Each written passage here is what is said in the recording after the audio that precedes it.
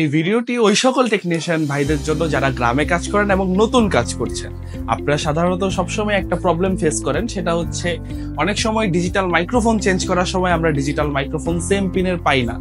সেক্ষেত্রে আমরা চাইলেই কিন্তু সেই ডিজিটাল মাইক্রোফোনটিকে ইউনিভার্সালে কনভার্ট করতে পারি। আমরা সাধারণত 3 ধরনের ডিজিটাল মাইক্রোফোন পেয়ে থাকি, 3 পিন, 4 পিন এবং 5 পিন। আমরা এই তিনটিকে খুব সহজেই ইউনিভার্সালে কনভার্ট করতে পারবো। সকল প্রকার ডিজিটাল মাইক্রোফোনে 3 পিন হোক, 4 পিন হোক অথবা 5 পিন, এর মধ্যে আমাদের 2টি পিন কাজের। একটি হচ্ছে পজিটিভ লাইন আর একটি হচ্ছে ডাটা প্লাস। এই ছাড়া মাইক্রোফোনে আর যত পিনই থাকুক না কেন সবগুলো থাকবে গ্রাউন্ড। ফর এক্সাম্পল, আমরা আজকে কথা বলবো 4 পিনের ডিজিটাল মাইক্রোফোন নিয়ে।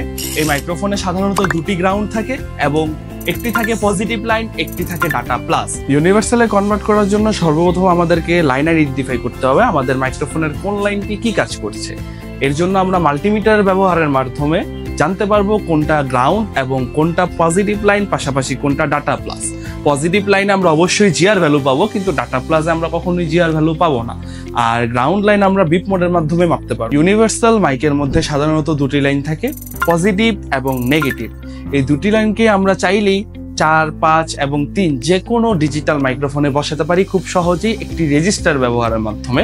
রেজিস্টারটি ব্যবহার হবে আমাদের ডাটা প্লাস এবং পজিটিভ লাইনের মধ্যে। পজিটিভ এবং ডাটা প্লাস এই 2টি লাইনের মধ্যে 1 থেকে 5 কিলো হোমসের একটি রেজিস্টার ব্যবহার করে 2টি লাইন আমরা কমিউনিকেশন তৈরি করব।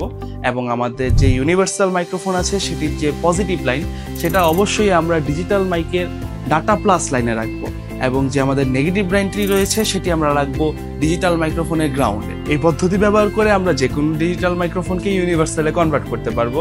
আর পরবর্তীতে আপনারা ঠিক কোন টপিকে ভিডিও চাচ্ছেন অবশ্যই কমেন্ট করে জানাবেন। এরকম আরো ইনফরমেটিভ ভিডিও পেতে Mizan mobile repair and training সেন্টারের পাশেই থাকুন। ধন্যবাদ।